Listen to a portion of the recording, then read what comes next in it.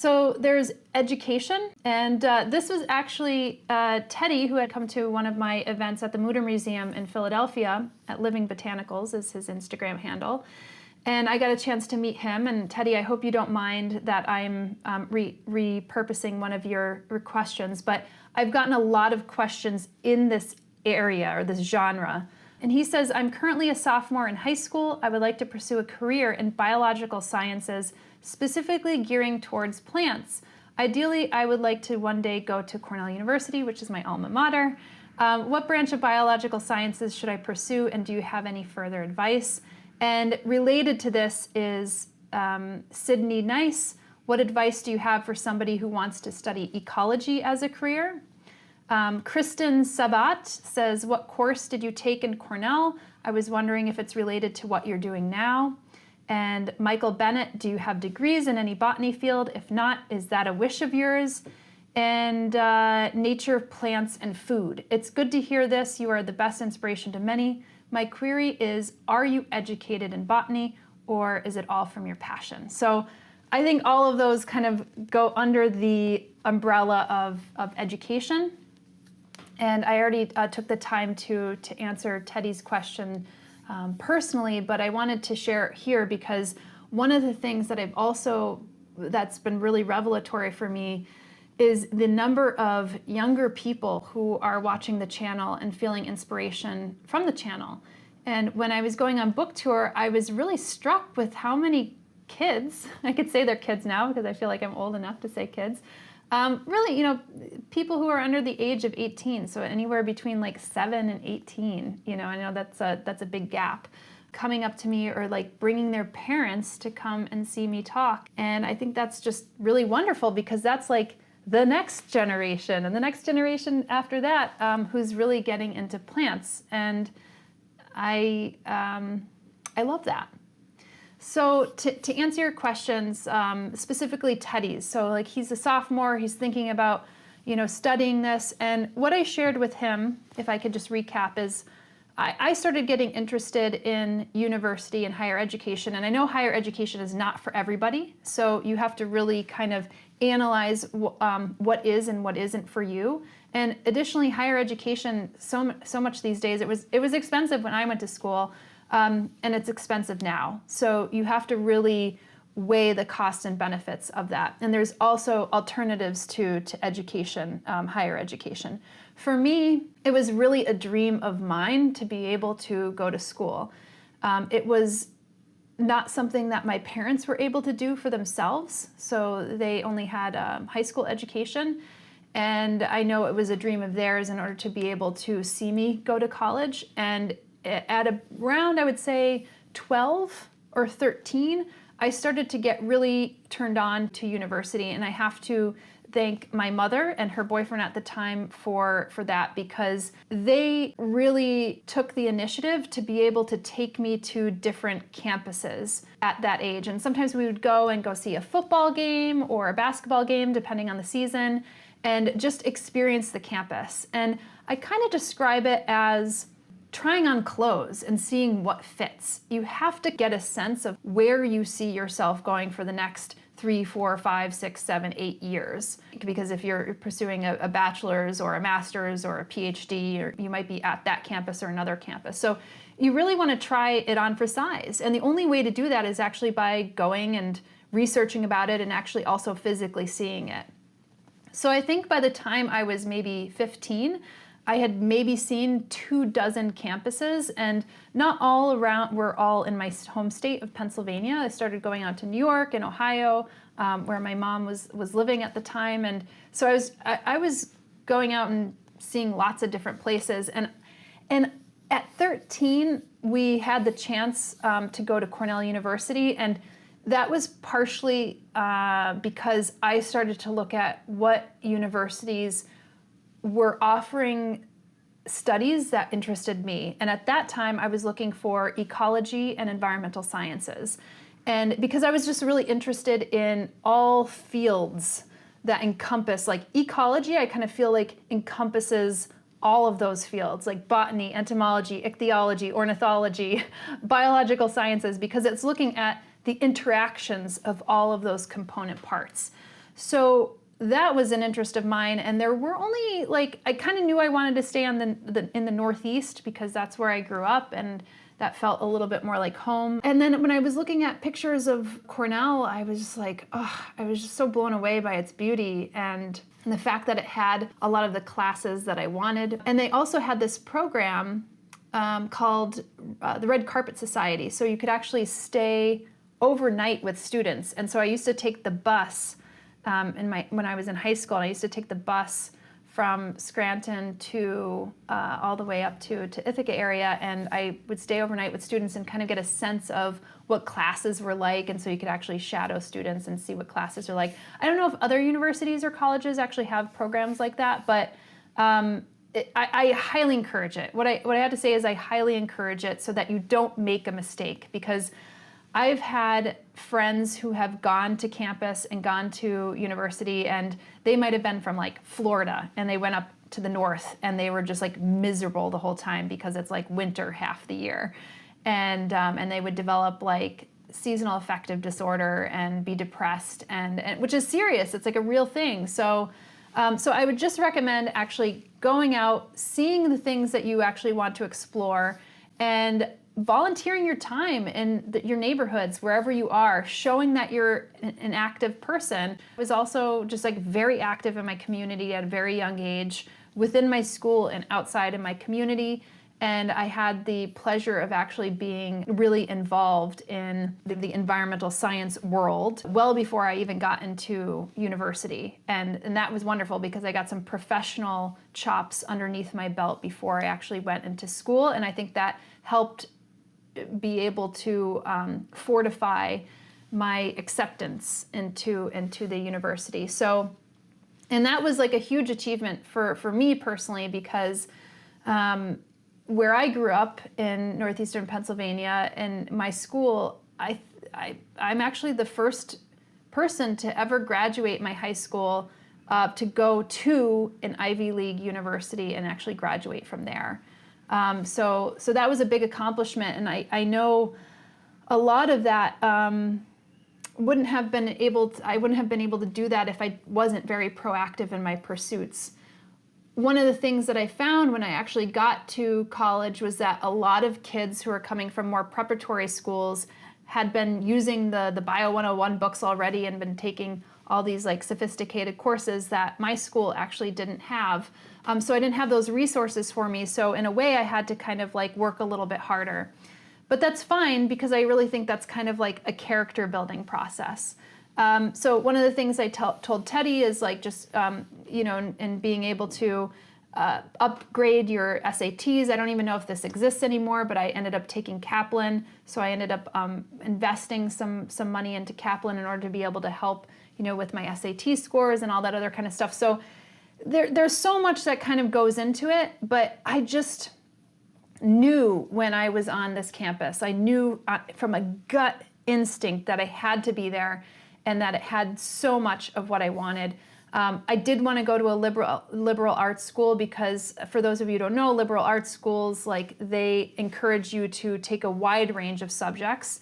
So one of the things that Cornell does is, like, when you matriculate into one of the colleges on campus, and I went to the College of Agriculture and Life Sciences, they encourage you to take a percentage of your courses outside of the College of Agriculture and Life Sciences. So what was really amazing is I got to take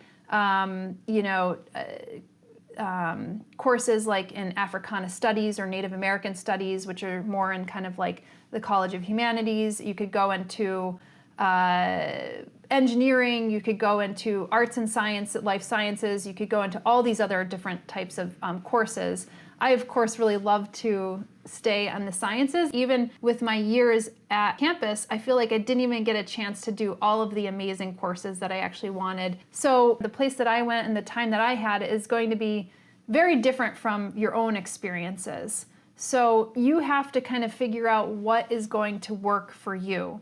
What place should you be? Can you see yourself there for, 3, 4, 5, 6, 7 years or beyond?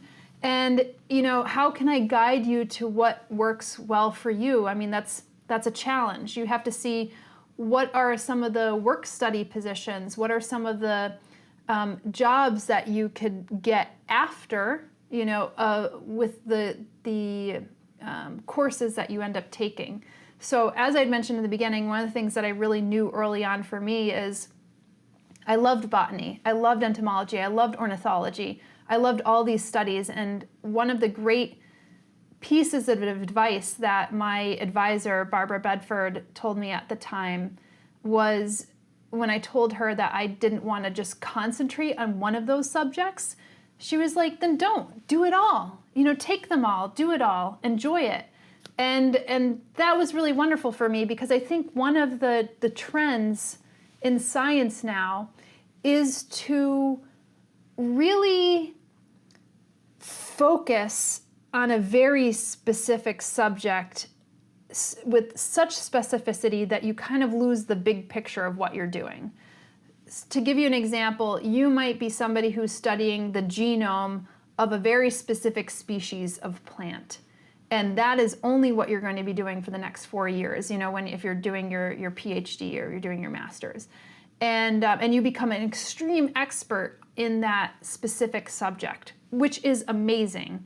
However, I didn't really want to lose the big picture. And one of the things that I always, kind of saw myself doing is working on large-scale problems, like doing ecosystem-based management. I mean, one of my favorite classes and courses was landscape impact analysis that was taught by my advisor, Barbara. I don't even know if it's still taught in school, because I think she's long since retired, but landscape impact analysis was wonderful because we looked at the impact, not only the human impact on a landscape, but how you can actually then restore that landscape. How do you read a landscape, and how do you actually restore that landscape, and coming up with a proposal for that. And that was really stimulating for me. So I've had the pleasure of doing a lot of work study, largely because I also had to. I paid for my own way to go through college, so I ended up I got a lot of scholarships. I got a lot of research grant scholarships. I've been very grateful in getting some environmental scholarships. And then I took out loans, and I did so many work study positions, and across so many different realms. So I did everything from reforestation in the Dominican Republic to the principal ones I was doing was health-related incidences revolving around land application of sewage sludge and toxins in sewage sludge. So those I actually also co-authored in peer-reviewed science journals. And I did some fish stuff and biotic index with insects, and I got to do reforestation. There's so many things that I actually got a chance to do. And I write about some of that, a little bit of that, in How to Make a Plant Love You. But you have to go out and seek it out. And I think one of those things that really worked for me is during those times when I was staying overnight with students as like a 15-year-old kid, I met one of my future employers. And I had no idea that she was going to be a future employer, but I kind of busted in the door of one of these waste management meetings with this woman who was just marvelous, Ellen Harrison. And I didn't know that a couple years later I'd actually be working for them. So, and she remembered me. She remembered me busting into this like kind of meeting, talking about sewage sludge, and I ended up like working for them like a couple years later. And I think that kind of shows initiative, and yeah. And so I don't look back on it. I mean, I think that I made the right decisions for me, going to school for kind of environmental sciences, entomology. Those were things that really resonated with me. I ended up picking up entomology because the professors who I met there were just so passionate about their subject. And so I ended up taking a lot of entomology courses as well. So when somebody said, is it a wish of yours to go back to school specifically for botany? I would say no. I mean, I feel very satisfied with the work that I was able to do with the subjects that I was able to do, because I got to fold botany into this larger picture. And I really do like to take that 30,000-foot approach. So if there's anybody who needs words of advice for school, I mean, I hope that really resonates with you. I don't know what else I could do. I mean, Teddy, I know I went really deep with some answers for that, but hopefully that is very helpful. like I said, I mean, Cornell was great for me, but it doesn't mean that it's going to be great for you. And I think that the amount of the cost of it is extraordinary. I mean, it's about $50,000 a year now. So you have to really weigh these things and figure out what actually makes sense for you as well. So Odyssey Botanicals asks about my trajectory. How did you get to New York City and what did you start off doing? So I went to school at Cornell, and one of the things that I really started to think about while I was in university was, how do I get environmental issues out to a wider audience? And I started to think about that because my roommates at the time were just like 4 boys who were not really into the environment, and they were my best friends. And I would always kind of like push them off, like, oh my God, they just don't understand what I do, because they would make fun of me all the time. And then that was like when it clicked for me that if it's like, geez, if I can't get my best friends to understand why I do what I do, then how am I going to get other people who are not my friends to understand why nature and environment is important and why I love nature and the environment? And that really got my noggin jogging. And one of the wonderful things of having the educators and the mentors and the professors that I did is that so many of them were just really supportive of me. And so they were supportive of me being creative in my career. One of the great things about the university I went to is that they allowed me to propose my own classes and my own coursework that kind of combined different pursuits together, professional pursuits together. And one of the things that I wanted to test was, can I get environmental issues out through a more pop cultural bent? Because, you know, when we think about the things that actually connect us on a daily basis, that's like, food, it's, laughter, it's dance, it's clothing, it's, these are the touch points that affect us on a daily basis, and that is what connects us and not necessarily separates us. And I think so many of the time we think about the things that actually separate us and not the stuff that actually connects us. So I started to think, well, how can I actually, bring in my love of art and the environment into a pop cultural setting? And so I started to look into the world of fashion, which was actually never an industry that appealed to me. I mean, I grew up with like my mom's National Geographics. I didn't grow up with fashion magazines, but my mom would make clothes, and I had this sensitivity towards art because I wanted to be an artist for a long time growing up, but all of my art was inspired by nature, so inevitably nature won over.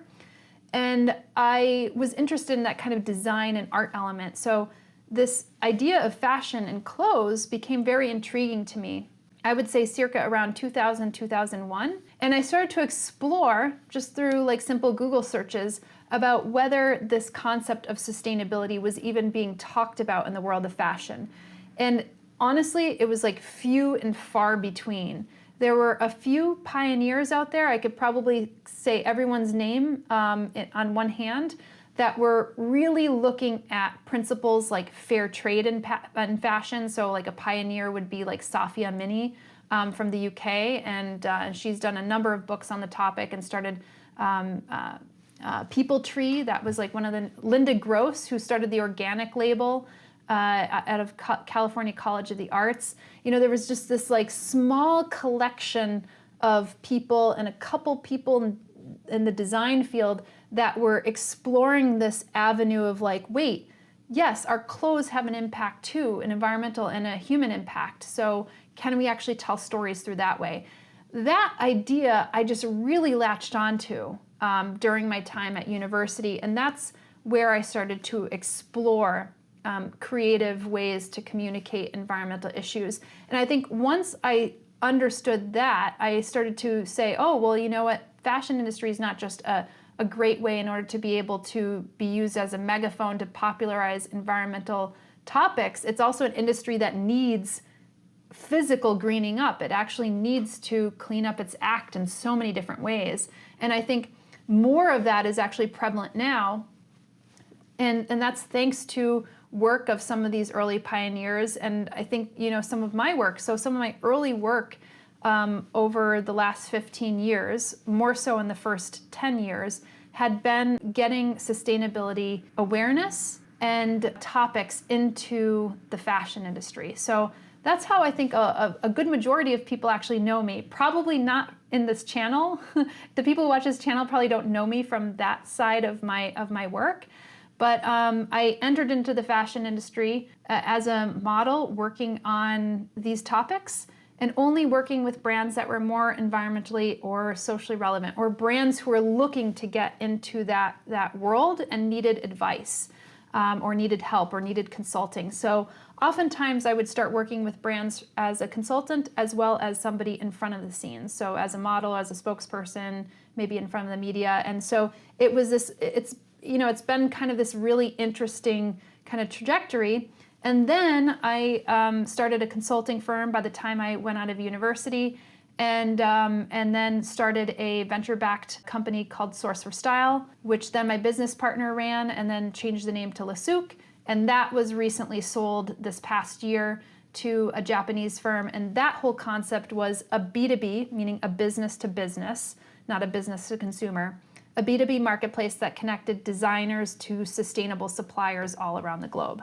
So in sum, while I was doing full-time at Cornell, I would try to schedule my work studies and my classes on Tuesday, Wednesday, Thursday, and then I would be taking the bus Thursday, Friday, Saturday, Sunday down to New York City and working on my jobs and work there, and then coming back up to campus completely exhausted and going back to school. And in some cases I don't think I've ever worked that hard in my entire life than when I worked and when I was in university, because in some cases I was holding 2 to 3 work study positions. I was taking anywhere between 14 and 21 credits, and then getting my ass down on the bus 5 hours in one direction and 5 hours back, and then working in New York. And that was a lot. So initially, by the time I was graduating from Cornell, I had a lot of great experience under my belt in any kind of an environmental field, really. I mean, there was so much that I could have gone into. There was a course that I was doing called Weed Science, not this kind of weed, but like weed science, like weeds growing in an agricultural area that needs a lot of positions to be filled. I had an offer from the Environmental Protection Agency for the work that I was doing in sewage sludges and biosolids, maybe to go that route. I had done a bunch of work in geographic information systems, which is kind of like using maps and satellites in order to be able to understand the Earth. And there's a range of opportunities in that direction. I could have done something that was like more NGO-based or landscape impact analysis, that kind of stuff. And I didn't do any of that. Instead, I followed my gut and I moved to the city, which is where I am now. And pretty shortly after moving to the city, I moved here into this house that I'm filming this in.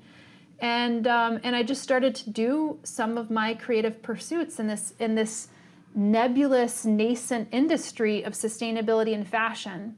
I eventually signed on with an agency and really, shared with them, I'm like, hey, this is what I'm doing. I'm working only with brands that satisfy my values, which to me made so much sense, because I was like, if you're giving your face or your name to something, if you don't even use the brand or you don't align with its values, it almost like doesn't make sense to put your face on it or your name on it.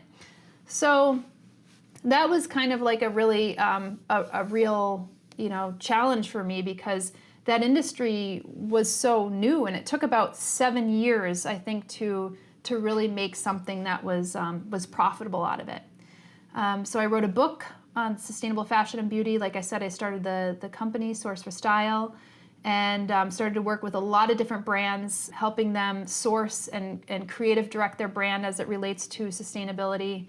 And also be a representative of that brand. And I really love that process, because I'm able to be fully imbued and have my hands in a lot of different things and have some responsibility over the production of that, which you don't always get a chance to do.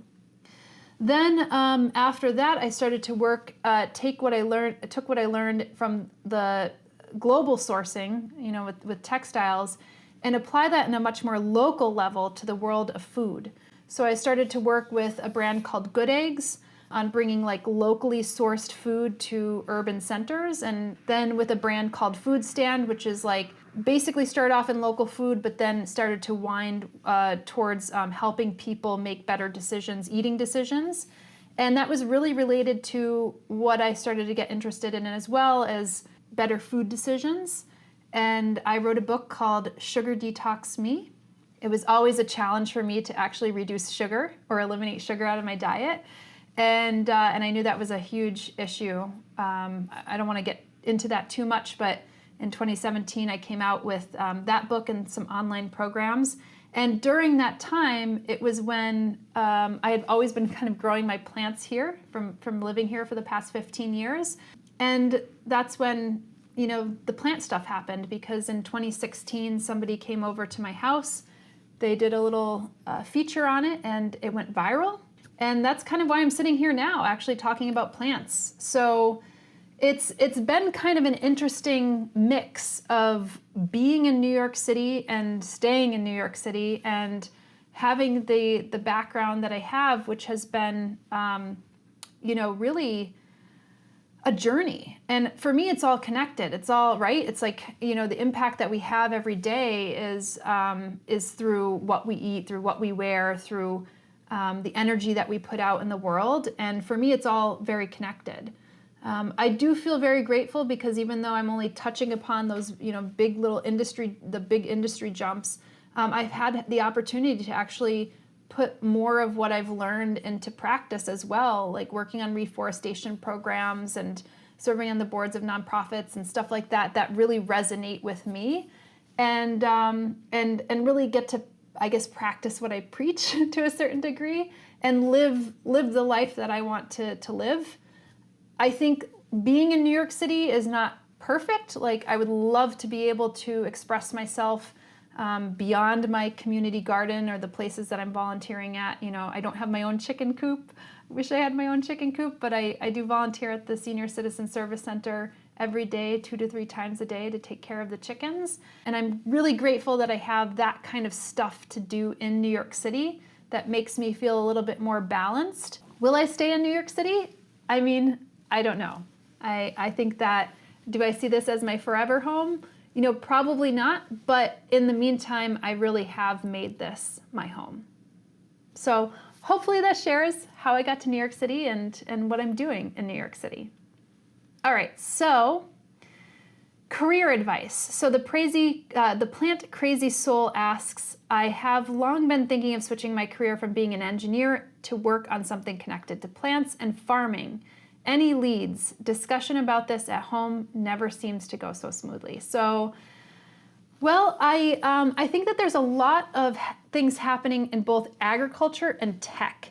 And if you are seriously interested in this, I wouldn't just like quit cold turkey. And then, it sounds like you have a family.